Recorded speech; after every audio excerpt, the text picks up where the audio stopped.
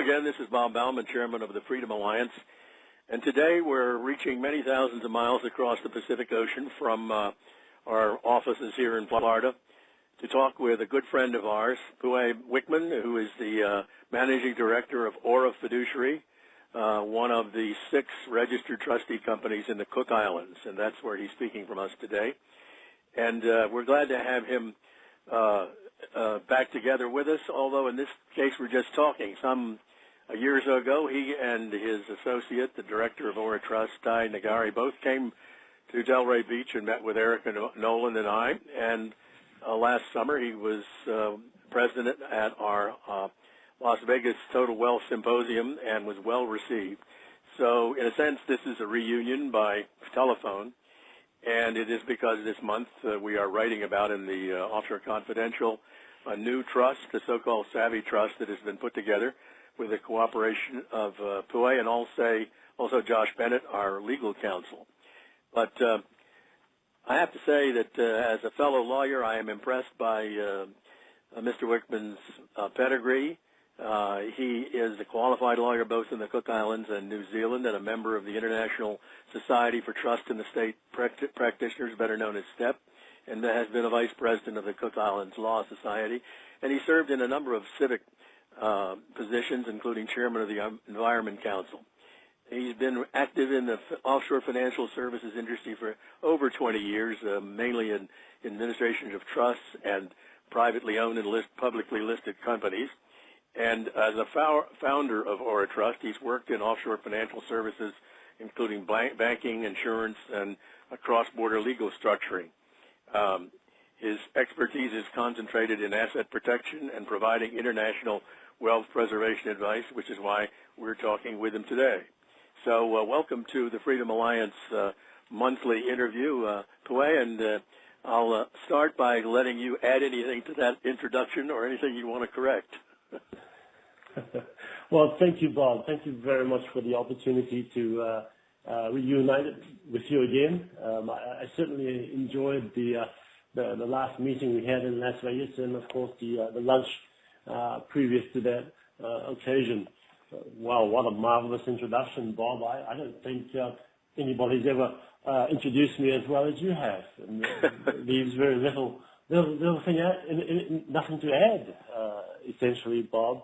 But you're correct. I've been involved in the financial services sector of the Cook Islands for about 21 years now.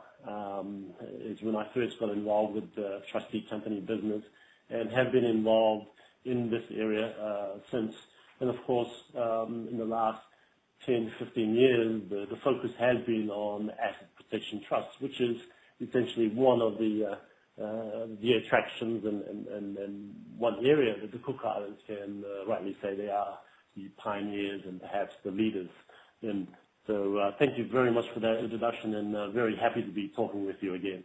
Well, on a personal note, I seem to recall in our discussions when you were in Delray that you didn't expect to be an attorney in the Cook Islands, and that you started out elsewhere, and this was an assignment that never ended.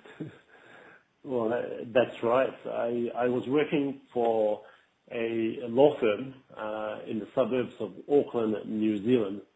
And unknown to me, the senior partner of the firm had hired me specifically with the idea and intent of setting up a law office in the Cook Islands.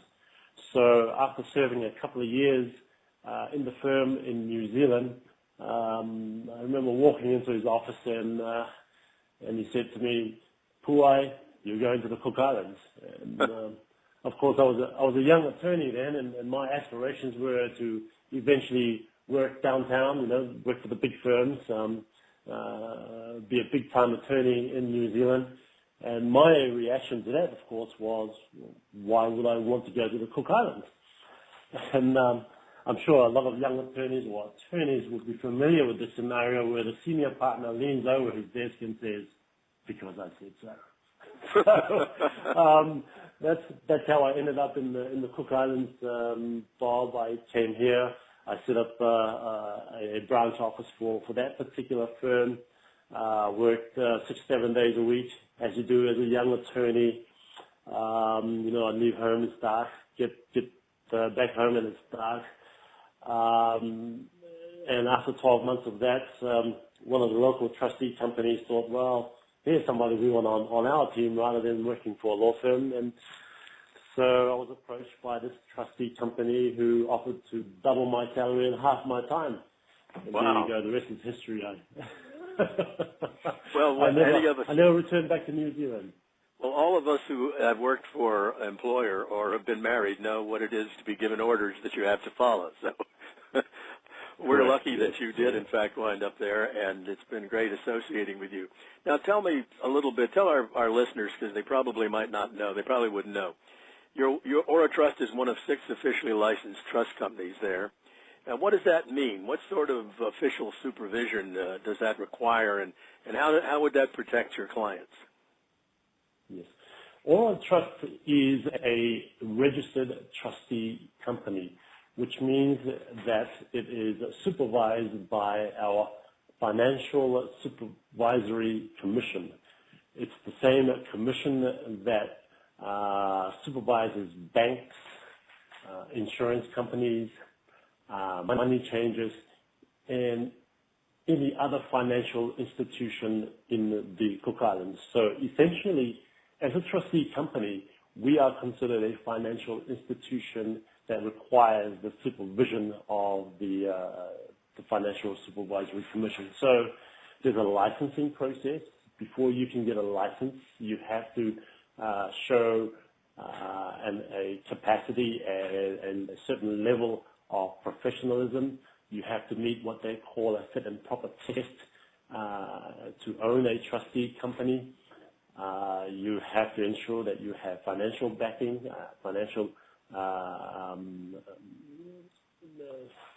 you need to demonstrate that your company has a certain level of financial standing. And you have to ensure that your practices and procedures are in line with the regulations as prescribed by government. So we are in the same category as banks and insurance companies, where our business comes under the oversight of the Financial Supervisory Commission. It's quite tough. It's a tough business in terms of compliance, because what that means is they come into our offices annually. We are not only audited financially, but we are audited from a procedural point of view as well. So they need to be assured that we are following the Know Your Client procedures that are prescribed by our regulations. They need to know that our staff are being trained properly and have a full understanding of our business. And so the list goes on, Bob. It's a tough business to be in, and so from a client's point of view, they can have a lot of comfort in knowing that there is a government body that keeps an eye on how we conduct ourselves, the way we treat our clients, and to ensure that there are no humbug, if I may use that word. There is nothing to concern our clients with respect to our integrity and ability to provide the services that we say we can. Well, based on that description, Puai, I must say that it would appear that the Cook Island Supervisory Commission is a much closer watch on their areas of jurisdiction than the SEC in the United States or even the Federal Reserve, based on some of the scandals we've had. So that's certainly a plus that commends not only the islands but your trust company. Let me go ahead. Our government has gone out of its way to ensure that it is compliant with all international standards imposed on financial institutions. So, for the last 14 years, we have worked very hard to have a tight ship in the Cook Islands to make sure that from a regulatory point of view, we are certainly up there with other jurisdictions. And for a time there, Bob, we were more regulated than even the U.S. or other developed countries. So, that is something that the clients can take comfort in. Well, and certainly that has been confirmed by the fact that the OECD's Financial Action Task Force gives the Cook Islands a clean bill because you do apply those standards, and that is not an approval that's given to everyone. So that certainly counts for something. Let me ask you a question though about any of our readers who have gone over the January Offshore Confidential, in which we described a new trust that we've developed, will know something about the Cook Islands. But maybe you could give us a little historical summary of how a group of scattered islands in the South Pacific has become one of the leading offshore financial centers. How did this start, and who was instrumental in all this kind of activity? Okay. Well, I think back in the 1970s, we had only recently won South government. And so our government was looking for ways to grow the economy. Back in the 1970s, we were heavily dependent on agriculture as our only export. And so they were looking for something new. And of course, tourism was being talked about, and tourism was starting to develop. But they wanted something else. And I have to say, I'm quite impressed with the leaders of that time in that they had the foresight to consider establishing something that wasn't established in the South Pacific at that time, and that was a financial services center. And so in 1980, the government of the time set up a whole suite of legislation which in effect created the offshore financial services sector. We had the ability to establish international companies and international trusts. And so, that really was the beginning of it. It was really the foresight of our leaders and politicians at that time to create something that was quite revolutionary for this part of the world. It's been around in the Caribbean jurisdictions for much longer, of course, but for this part of the world, it was quite revolutionary. And so I think we should be grateful to those early leaders of the Cook Islands. Now, in the 1980s, in 1984 to be exact, the International Trust Act was enacted. And what occurred was one of our government officials was reading in I've forgotten the name of the magazine. There was a promotion by a gentleman out of the U.S. who was an attorney who was promoting this thing called an asset protection trust. And so our government official contacted the gentleman out of the U.S. and out of that was born the 1989 amendment to our Trust Act, and Asset Protection Trust came into being. So we were one of the first jurisdictions to enact specifically asset protection provisions which were targeted at U.S. persons. And so, and from there the industry has really taken off, and other jurisdictions have followed suit. They've copied our legislation. There are states who have copied our legislation as well. So it's one of the areas, Bob, that I can say that the Cook Islands was truly the pioneers in. Well, you're quite right. From U.S. attorneys.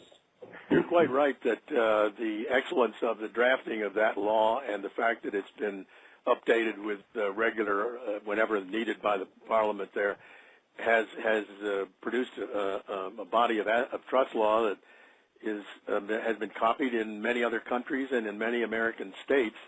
But it certainly, that speaks well of the fact that this law can be applied to the savvy trust that we're discussing this month with our members.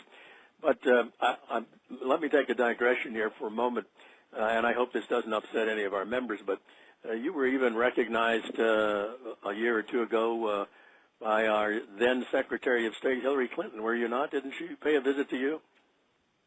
Yes, she did.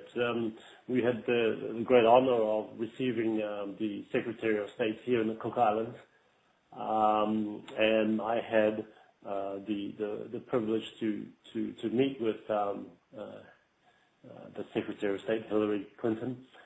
We had a little chat, and she was inquiring about the offshore business, and so it was a privilege to have been able to speak on behalf of the Cook Islands about our business and about the Cook Islands. So, in some ways, I guess it's a recognition of the integrity of our jurisdiction. Well, we conservatives will not hold that association against you in any way, Puai. Thank you, Bob. But before we go any further, let's address a question that comes up when I discuss the Cook Islands with other people, and it's always a point that the news coverage makes. It's 4,749 miles between New York City and Rarotonga, there on the island.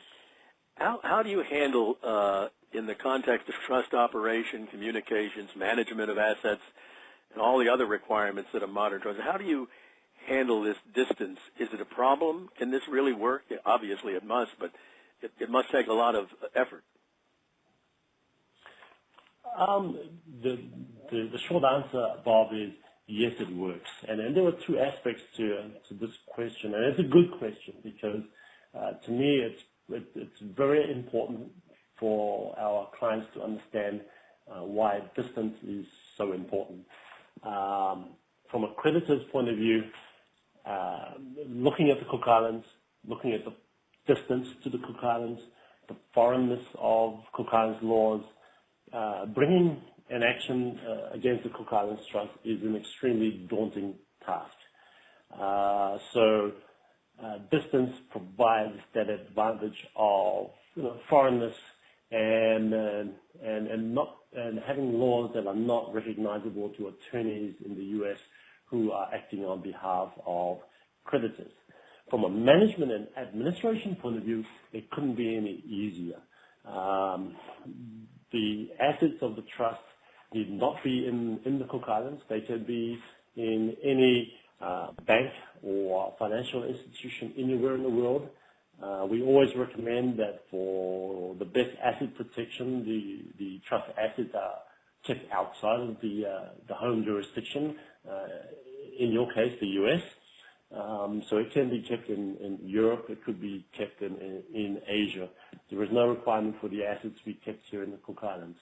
We also have the ability to appoint your clients as managers on any underlying companies that are established as directors of that company. And so in terms of the day-to-day operation of the trust assets, that can also be handled by persons that are not in the Cook Islands itself. So from a management point of view, there really is no issues from our point of view. With modern technology as it is, emails and telephone communications, we find that it's really quite easy to be able to administer trust in association with the advisors that are appointed to assist the trustee, and also working closely with our clients to ensure that the proper administration of trust assets and so forth. So, Bob, distance is really not an issue or a problem from our experience. And the time element, the time in the United States and the Cook Islands is not that different, is it? We are in the same time zone as Hawaii. So we are currently 2 hours behind Pacific Standard Time and 5 hours behind Eastern Standard Time. So it's not too different. We're in the same day as the U.S., but obviously we are a day behind Asia and some of our closest neighbors here, with the international dateline running close by, running just off the Cook Island borders. Now, our listeners today in this interview know in general about common law trusts and how they operate. with a trust creator, a trustee that manages it, as you would, or a trust will perform that role, and with beneficiaries. But the U.S. Congress and the courts and the IRS have imposed many restrictions on trusts and their operation. The Cook Island Trust Law is much more liberal in the way it treats trust creators and their powers. Maybe you could describe, and I think you already have, but maybe a little bit on some of those features. Okay. Yes, that's right. I mean, one of the important amendments that the Cook Islands legislation made to the common law position was that it allowed the settlor or the grantor to retain control and benefits in the trust. And you'll find that in some states and in some, and generally in common law jurisdictions, this is not the case. So this is a very important change that was made to to the common law position by virtue of Cook Islands law. Briefly, the settlor or the grantor can retain a power to revoke the trust. The settlor can retain a power of what we call disposition over trust property. In other words, an ability to direct control over trust property. The settlor can retain the power to amend the terms of the trust instrument. The settlor can, this is something that's quite unique, I think, and I think some of your listeners would find of interest in that there's no need on the trustee to give oversight on underlying companies. The shareholder or the settlor and his family can maintain control of any underlying companies that they have. So I think this is something that a lot of your listeners would find of interest in, that it truly is control over trust assets that is given to the grantor and his or her family. So these are important changes that were made to our legislation. That's an interesting point. It's one that I really hadn't explored in my own mind. That is the existence of companies owned by the trust or business owned by the trust, which does allow this kind of control, and I think that ought to appeal to a great many of our listeners. And that brings up a point, too. We know, our listeners should know from our publications, that it's pointless to title U.S. real estate in a foreign trust because that real estate remains under U.S. court jurisdiction. But what kind of property might be best placed in a Cook Islands trust? And you've already said it doesn't have to be located there, but I suppose the trust can also be used as an investment vehicle as well. Correct. Typically, we find that cash or securities are placed into trust. Shares in underlying companies or membership interest in an LLC are also common property that is settled upon a trust. And so with this cash or securities, they could be placed anywhere in the world. And likewise, the shares that are could be of companies that are located in anywhere in the world. It could be an LLC membership interest of a Nevis LLC.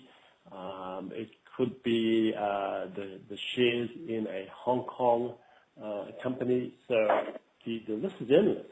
But the idea is that these are movable assets. We've already discussed, or you mentioned, the business of the protection provided by the distance and the fact that the Cook Islands trusts are outside the U.S. federal and state court jurisdiction. But if a foreign court obtains a judgment against an individual who has one of these trusts, is that automatically enforced in your courts? And you might explain as part of that how a duress clause operates when a judgment is awarded against a trust or a trust settlor. Yes. And I guess this is one of the key points of our legislation here in the Cook Islands, in that foreign judgments are not enforceable against an international trust. What that means is, even if someone has a judgment against, say, the settlor or against the trust in their home jurisdiction, say in the U.S., and that court order was served upon us as trustees here in the Cook Islands, by law, we are required to simply ignore that court order. What is required on the person seeking enforcement of that judgment is to actually come to the Cook Islands, retain local lawyers here in the Cook Islands, and commence proceedings in our High Court. Now, there's a whole lot of procedural barriers, of course, that they face, but they need to bring the action here in the Cook Islands, and they need to be able to have a Cook Islands judgment in their favor before we as trustees will act on that judgment. And the time now, for filing, I was going to say, the time for filing those suits like that is very restricted, is it not? Yes, it is very restricted. You have a 2-year window within which to commence an action against a transfer to the trust. Now, if you happen to come within that 2-year window, you must bring the action in the Cook Islands within 1 year. So the period is actually decreased once you come within that 2-year period. So let me give you an example here, Bob. I know this is an area that people find rather confusing. Under our legislation, if a transfer to the trust occurred prior to the cause of action occurring, and what I mean by cause of action is, say, I spilled the coffee on you, hot coffee, there's a cause of action that you have against me. Now, if I transfer assets prior to that cause of action, then under our legislation, you have absolutely no claim against the trust. Now, if I was to transfer my funds subsequent to spilling coffee on you, and knowing that you will take a claim against me, then you, Bob, you have 2 years to commence an action. 2 years within which to bring that action. And here's the thing, though. Under our procedural requirements here in the Cook Islands, you actually have 12 months within which you must commence those proceedings in the Cook Islands. So it's a very, very restrictive time frame. Well, that could discourage an awful lot of lawsuits, I would imagine. It will discourage a lot of lawsuits. If you were to bring your action after 2 years from the time that I spilled coffee on you, you have absolutely no claim against the Cook Islands Trust. So that's how our statute of limitations works here in the Cook Islands. It is very restrictive.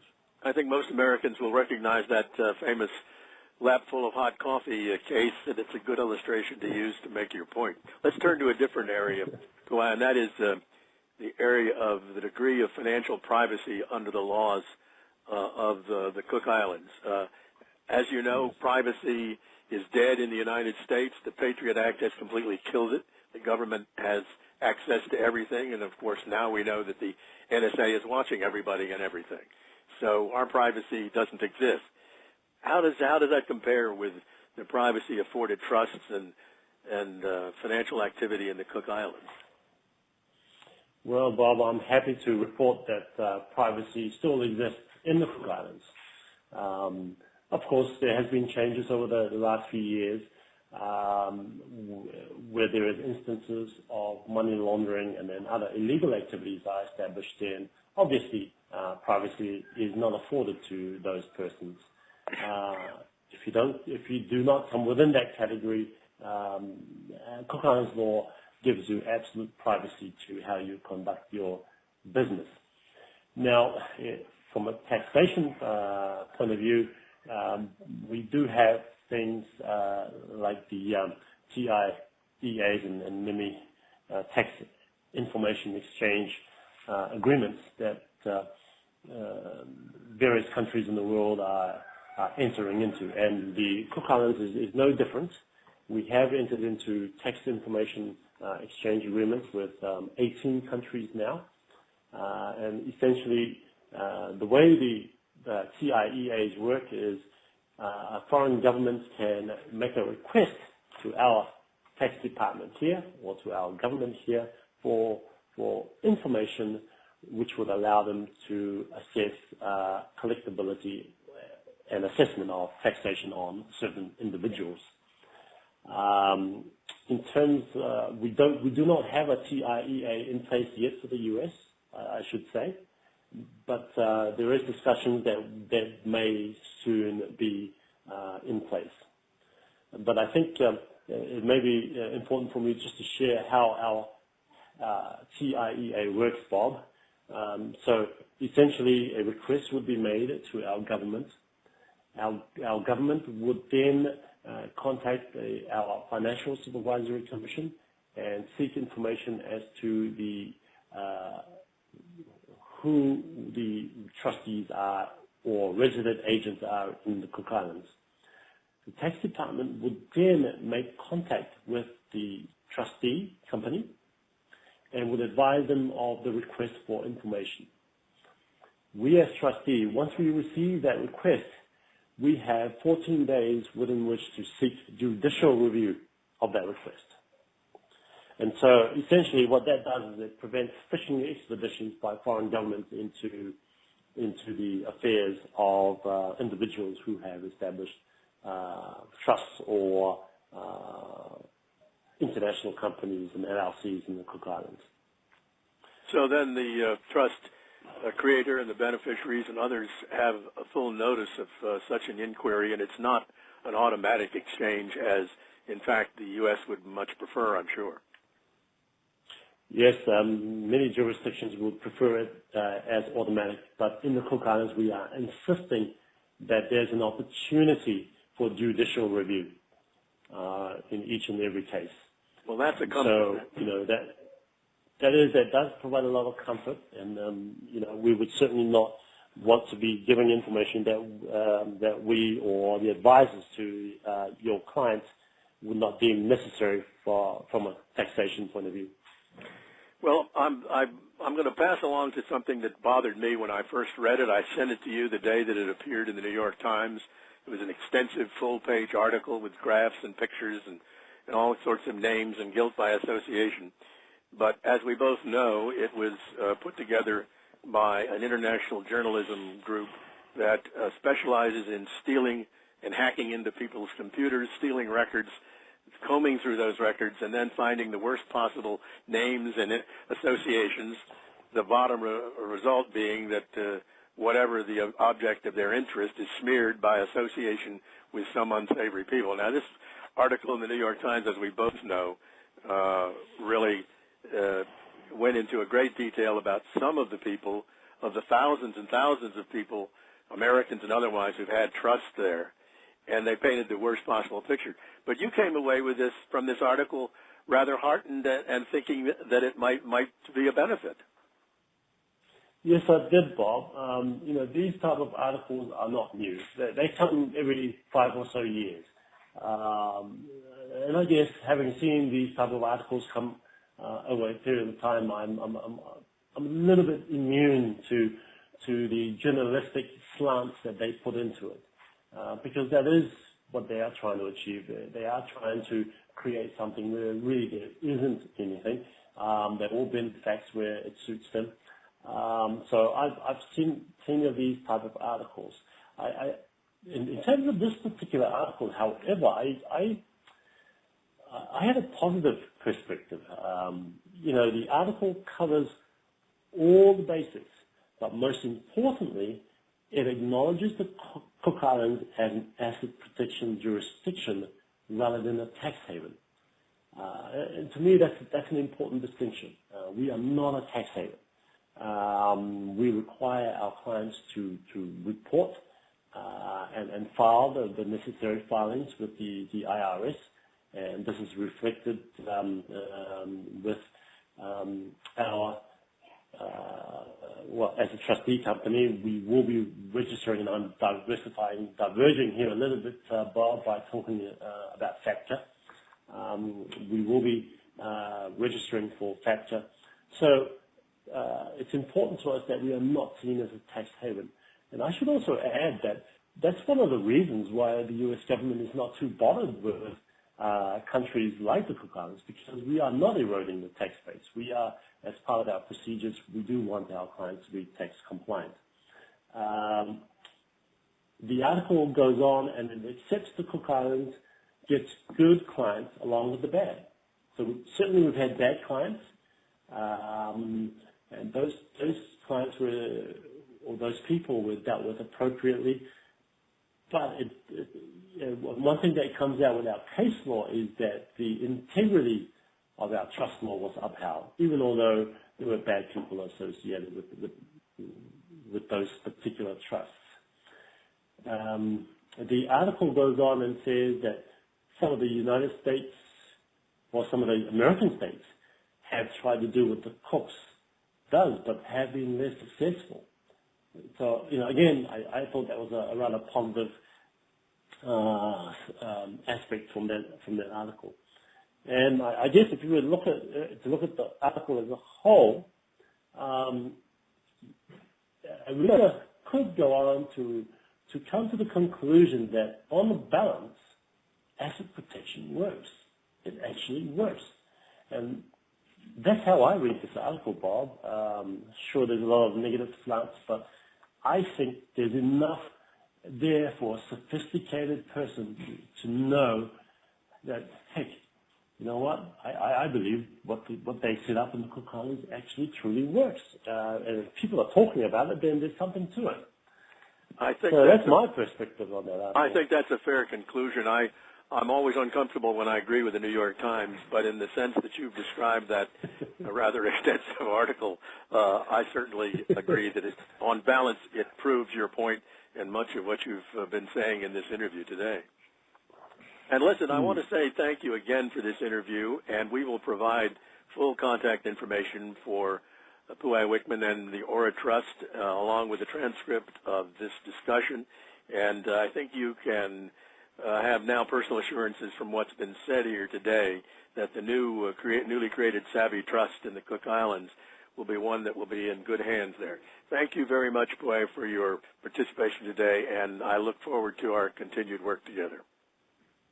Bob, I just want to say thank you very much to you and to your team.